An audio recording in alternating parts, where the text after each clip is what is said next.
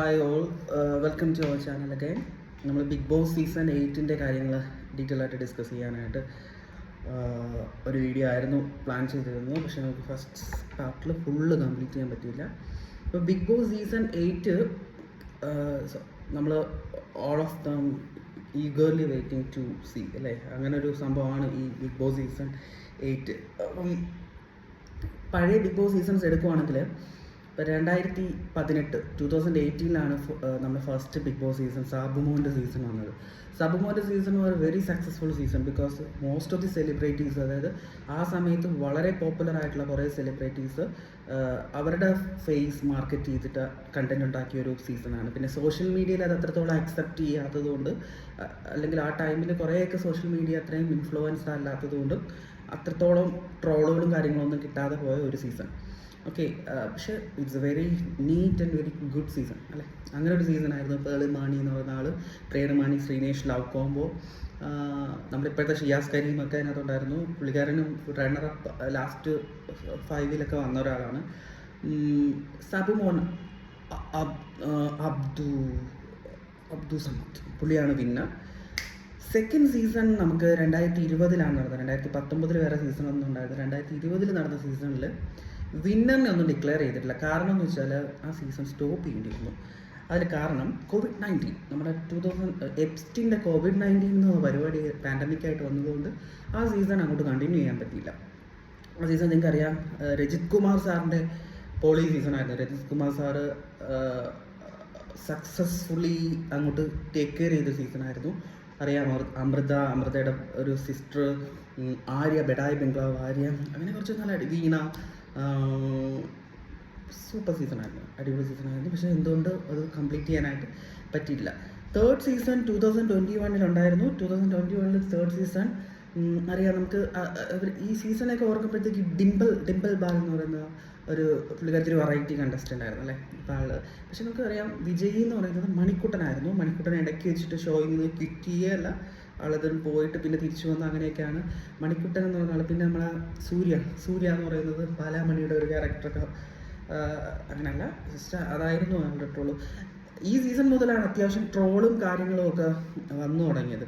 അതിൽ സായി എന്ന് പറയുന്ന കൃഷ്ണയാണെന്ന് അറിയത്തില്ല, സായി എന്ന് പറയുന്ന ആളാണ് റണ്ണറപ്പായിട്ട് വന്നത്. നൈസ് സീസണായിരുന്നു, അടിപൊളി കണ്ടിരിക്കാൻ പറ്റിയ സീസണായിരുന്നു. ഋതു മന്ത്ര പുള്ളിക്കാരത്തി, അങ്ങനെ അടിപൊളി ഒരു സീസണായിരുന്നു, നൈസ് സീസണായിരുന്നു. പിന്നെ 2022 അടുത്ത സീസൺ വന്നിരുന്നു. അതിലാണ് നമ്മുടെ റോബിൻ യുഗം വന്നത്. റോബിൻ എന്ന് പറയുന്ന ആളുടെ യുഗം വന്നത്. പുള്ളിക്കാരൻ്റെ രീതിയിൽ സെറ്റ് അടിപൊളിയായിരുന്നു. പിന്നെ ജാസ്മിൻ എന്ന് പറയുന്നൊരു ആൾ, ലേഡി, വെരി ഗ്രേറ്റ്, സൂപ്പർ പരിപാടിയായിരുന്നു പുള്ളിക്കാരത്തിൻ്റെ പെർഫോമൻസ്. അങ്ങനെ എന്തുകൊണ്ടും സൂപ്പർ ഒരു സീസൺ ആയിരുന്നു. സീസൺ 4 അൺഫോർച്ചുനേറ്റ്ലി റിയാസ് കരീം അല്ല, സോറി, റിയാസ് അറിയാമല്ലോ. റിയാസ് എന്ന് പറയുന്നത് ലക്ഷ്മിപ്രിയൻ അനുകരിച്ച ലക്ഷ്മിപ്രിയ, ഇവരൊക്കെ ആയിരുന്നു ആ സീസണിൽ. പക്ഷേ ആ സീസൺ ഭയങ്കര ഹിറ്റായ സീസണാണ്.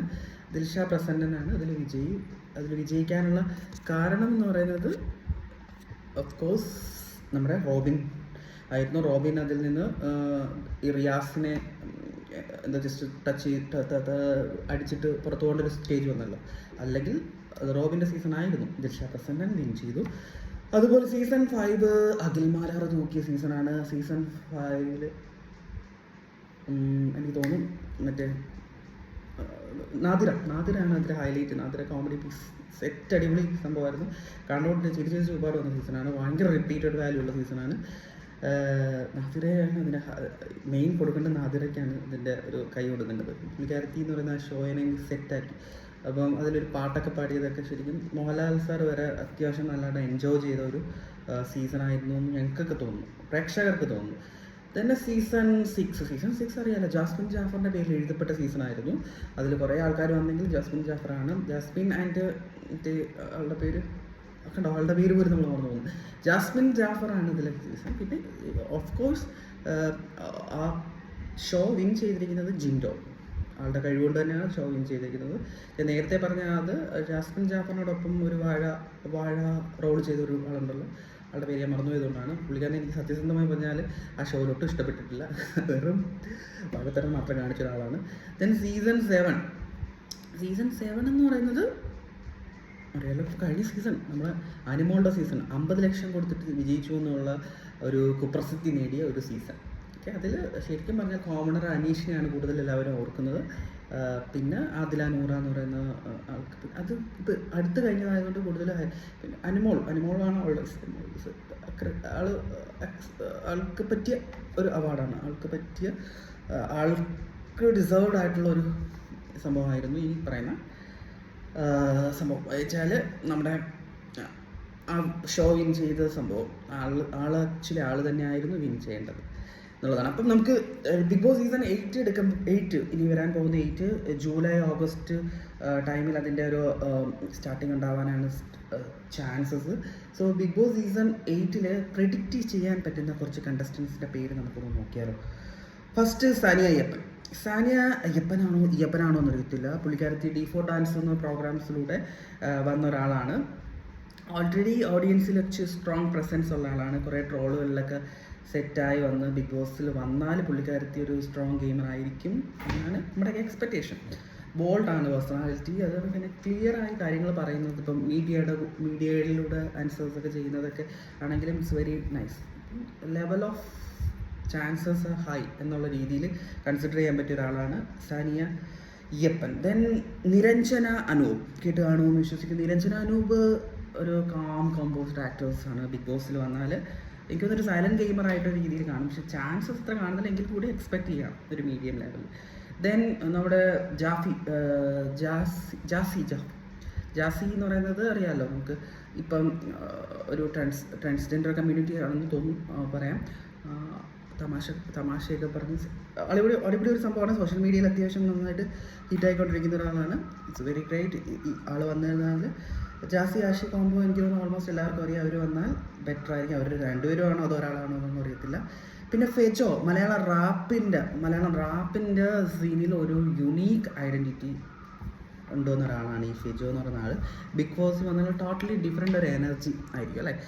ഈ റാപ്പ് കാര്യങ്ങളൊക്കെ ഒപ്പീനിയൻസ് അതേ മേ ബി സ്ട്രോങ് ടൈപ്പായിട്ട് വരാനുള്ള സാധ്യത കൂടുതലുള്ള ഒരാളാണ് ഈ ഫെജോ. അതുകൊണ്ട് തന്നെ ഡിസ്കഷൻസും ആർഗ്യുമെൻസും ഒക്കെ ഇവിടെ ഉണ്ടാകാനുള്ള സാധ്യതകൾ കൂടിയാണ്. ചാൻസസ് പക്ഷേ മീഡിയ ആണ് എങ്കിലും I expect.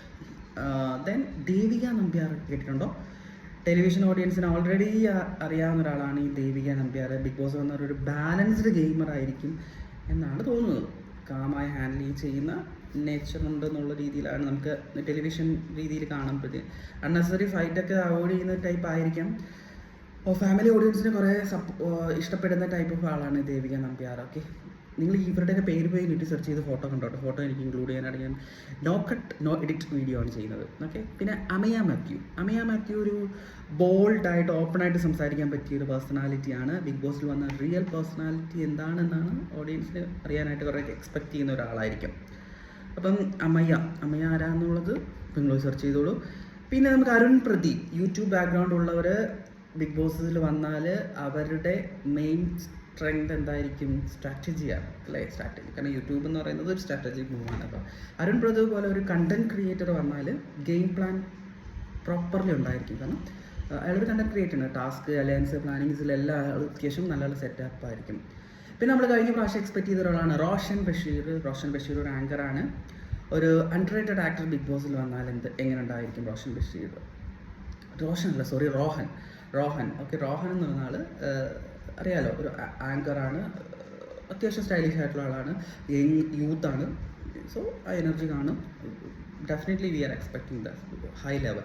Then Anika Surendran അത്ര വലിയ ചാൻസ് ഒന്നുമില്ല. വെരി ലോ ടു മീഡിയം ചാൻസേ ഉള്ളൂ. എങ്കിൽ കൂടി ആൾ വന്നിരുന്നാൽ ചൈൽഡ് ആർട്ടിസ്റ്റായിട്ട് ഹീറോയിനായിട്ട് വന്ന ഒരാളാണ്. ആളൊന്ന് വരാനുള്ള ചാൻസ് ഇല്ല, പക്ഷെ വന്നാൽ ബെറ്റർ ആയിരിക്കും.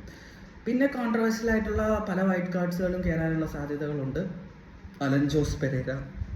ലഞ്ചോസ് പെരേരയൊക്കെ ഇതിൽ വരാൻ വേണ്ടിയിട്ട് കാത്ത് ഇരിക്കുന്ന ആളാണ്.